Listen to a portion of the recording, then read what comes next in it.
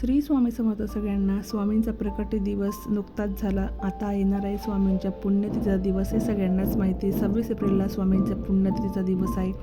तर या दिवसापर्यंत आपल्याला एक मंत्र बोलायचा आहे. तुमच्या मनातल्या कठीणातली कठीण इच्छा, तुमच्या घरामध्ये सुखसमृद्धी नांदेल, तुमच्या सर्व इच्छा पूर्ण होतील. स्वामींचा हा मंत्र खूप छान आहे, खूप सोपा आहे, अनुभवी आहे हा मंत्र.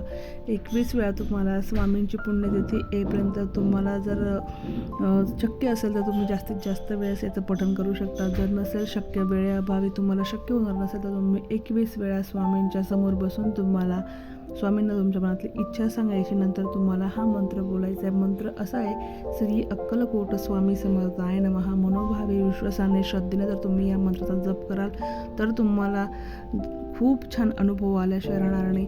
तुमच्या सर्व इच्छा मनोकामना पूर्ण होतील. 26 एप्रिलपर्यंत या मंत्राचा जप तुम्ही अवश्य करा.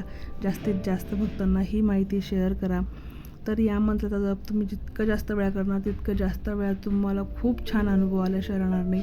माहिती जर तुम्हाला आवडली असेल तर आपल्या चॅनलला लाईक करा, शेअर करा आणि सबस्क्राईब केल्याशिवाय अजिबात जाऊ नका. पुन्हा भेटेल अशाच एका नव्या माहितीसोबत आणि अशाच एका नव्या उपायासोबत. तोपर्यंत सगळ्यांना श्री स्वामी समर्थ.